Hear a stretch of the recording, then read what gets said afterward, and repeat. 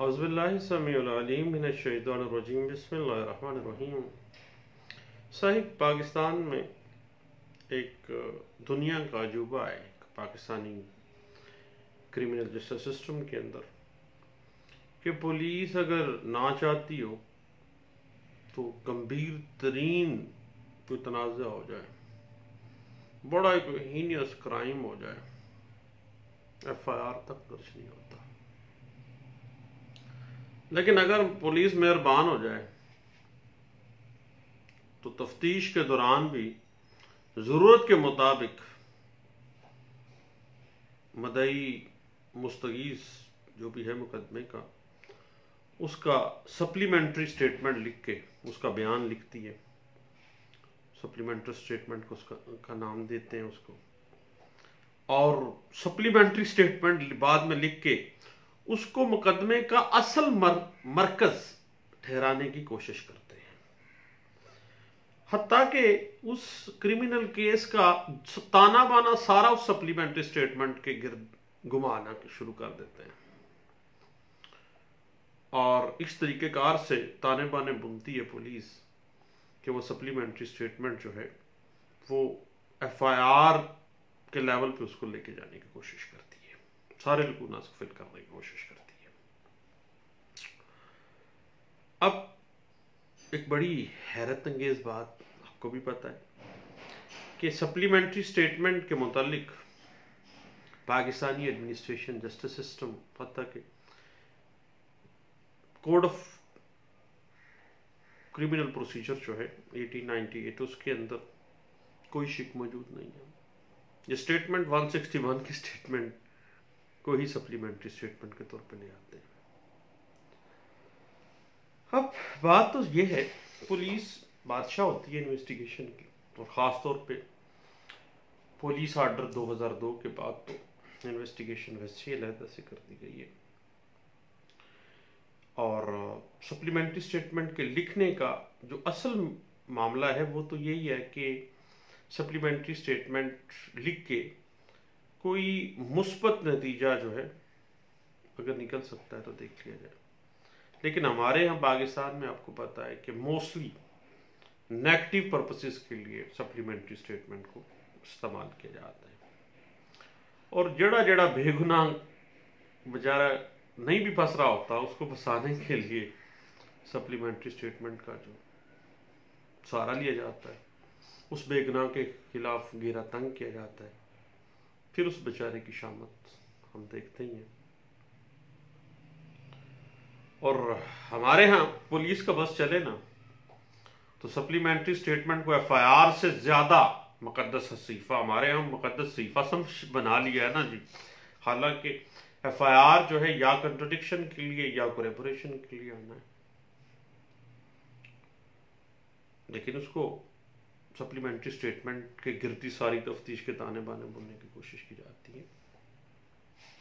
हालांकि ऐसा करने वाली इस हकीकत को भूल बैठते हैं कि अदालत के अंदर जब मामला आता है ना तो सप्लीमेंट्री स्टेटमेंट को बड़ी एहतियात से परखा जाता है,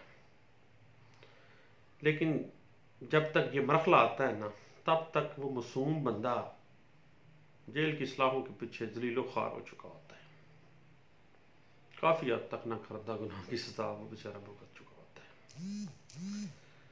हाँ, अब जहां तक सप्लीमेंट्री स्टेटमेंट की रिप्रेजल ऑफ एविडेंस का मामला है ना, इस हवाले से सुप्रीम कोर्ट ऑफ पाकिस्तान की लैंडमार्क जजमेंट है 2008 SCMR पेज 6 वाज़ेह कर देती है कि सप्लीमेंट्री स्टेटमेंट की हैसियत सिर्फ एक स्टेटमेंट अंडर सेक्शन 161 CRPC की एक बयान है, 161 के बयान से आगे कुछ नहीं है। और 161 आपको पता है दौरान तफ्तीश पुलिस लिखती है, और हमारे यहाँ अक्सर ऐसे होता है कि पुलिस इतना मुकद्दस सहीफा इसको बना के पेश कर देती है सप्लीमेंट्री स्टेटमेंट को कि सप्लीमेंट्री स्टेटमेंट के आगे FIR जो है ना उसकी अहमियत बड़ी छोटी सी लगनी शुरू हो जाती है। असल चीज़ ये सप्लीमेंट्री स्टेटमेंट है।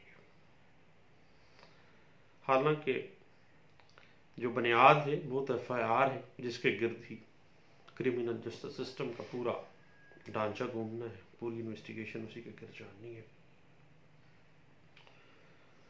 याद रखिए साहिब के सप्लीमेंट्री स्टेटमेंट की जो एविडेंशियरी वैल्यू है ना,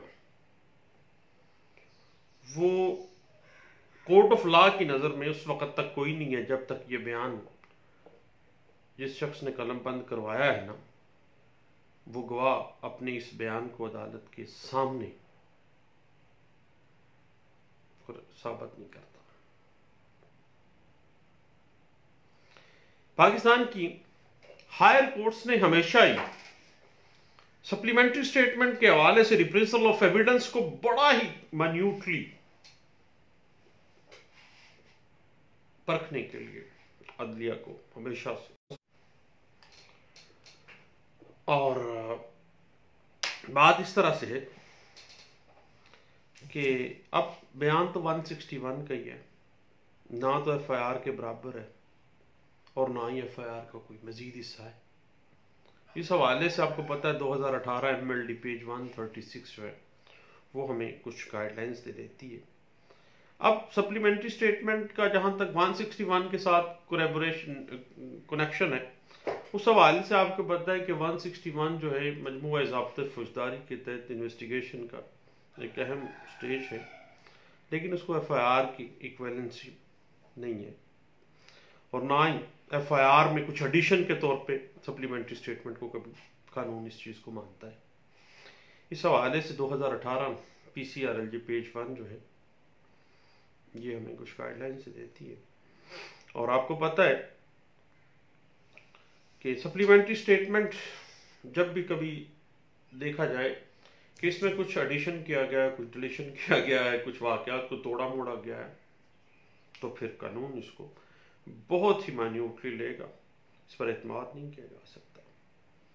अलबत्ता इसकी एविडेंशियरी वैल्यू 161 की स्टेटमेंट की इक्विवेलेंसी है, 154 की इक्विवेलेंसी नहीं है। इस हवाले से आपको पता है 2018 YLR पेज 340 हमें गाइडलाइन दे देती है। अब बात इस तरह से है कि सप्लीमेंट्री स्टेटमेंट कलमबंद करने और उसको बुनियाद बनाकर उस क्रिमिनल केस की तमाम तर तफ्तीश और नतीजा इस बयान के मुताबिक ढालने के अमल को हमेशा से अदालतें कबूल नहीं करती और आला अदलिया हमेशा से इसको निगेट करना चाहती है और हमेशा इसको डिस्करेज करना चाहती है। और क्योंकि अदलिया हमेशा से चाहती है कि जो अच्छे हथकंडे हैं बाद में डिलीट, बाद में एडिशन करके, फैब्रिकेशन करके बेगुनाह लोगों को फंसाना, इससे लोगों को आज़ादी मिलनी चाहिए। लेकिन इसके बावजूद पुलिस जो है वो कुछ, चूँकि पाकिस्तान में बेलगाम है, इतना एहतसाब का निज़ाम नहीं है, इस वजह से पुलिस भी बेलगाम घोड़े की तरह एक्ट करती है और सप्लीमेंट्री स्टेटमेंट के ज़रिए जो है मुकदमात की कार्रवाई चलती रहती है। इस हवाले से 2008 YLR पेज 1891 जो है वो हमें कुछ गाइडलाइंस दे देती है कि सप्लीमेंट्री स्टेटमेंट की बुनियाद पर अगर किसी शख्स को एक क्रिमिनल केस में उलझाया गया है तो इसी बुनियाद पर उसकी ज़मानत जो है वो हो जानी चाहिए, क्योंकि मामला फर्दर इंक्वायरी में फाइल कर जाता है, क्योंकि सप्लीमेंट्री स्टेटमेंट में उस शख्स को जो है वो पुट किया गया है उस मुकदमे में। और सरकार की तरफ से वक्त जो मुखालफत की सिवा तो आपको पता है कि कोई मैटर नहीं होता है, लेकिन ऐसा सच मामला इसी तरह ही है कि चूँकि इससे बड़ी फर्दर इंक्वायरी की ग्राउंड क्या हो सकती है कि सप्लीमेंट्री स्टेटमेंट के जरिए किसी बंदे को बीच में रख लिया गया है। और आमतौर पे सप्लीमेंट्री स्टेटमेंट में कलमबंद करने की जो तारीख है, वक़्त है, उसके अंदर जब प्रोसिक्यूशन विटनेसेस कोर्ट के अंदर आते हैं ना, तो काफ़ी ज़्यादा उसमें तजाद कंट्राडिक्शंस आ जाती हैं। उस कंट्राडिक्शन का फ़ायदा कहाँ से को मिलना है? आपको पता है कि फेवरेट चाइल्ड ऑफ लॉ कौन है? अक्यूज पर्सन है, उसी को ज़मानत तो उसको मिलेगी। और अगर बाज़ औक़ात ऐसा होता है FIR के अंदर कोई स्पेसिफिक रोल नहीं दिया गया होता लेकिन बाद में सप्लीमेंट्री स्टेटमेंट के जरिए बंदे को बुक किया गया होता है। तो इस हवाले से 1994 SCMR पेज 1169 और 2005 SCMR page 1857, 2001 SCMR page 1745, 2002 SCMR page 233, 2003 SCMR page 1419 और 1999 SCMR पेज 697, 1995 SCMR पेज 599 और इसके अलावा जो है बुनियाद इसकी अगर देखना चाहें ना तो नदीमुल हक केस है 1985 SCMR पेज 510 में। इसको बड़े अच्छे अंदाज से सुप्रीम कोर्ट ऑफ पाकिस्तान ने इंटरप्रेट किया। और चांडियो केस है जी, इस हवाले से जो है सप्लीमेंट्री स्टेटमेंट के रिप्रेजल ऑफ एविडेंस के हवाले से, जिसमें चांडियो केस में जो रिपोर्टेड केस है ये वाज़ेह किया गया था कि ये FIR के इक्विवेलेंसीज को कोई हासिल नहीं होगी, बल्कि FIR का जो एडिशनल पेज भी इसको तस्वर नहीं किया जाएगा, बल्कि इसकी एविडेंशरी वैल्यू जो है वो 161 के बराबर ही होगी। और रिप्रेजल ऑफ एविडेंस में बड़ा मान्यूटली आपने देखना है इस बात को। और इस हवाले से 1986 SCMR पेज 720 जो है वो हमें इस हवाले से कुछ गाइडलाइंस भी दे देती है चांडियो केस के हवाले से, रिपोर्टेड जजमेंट है।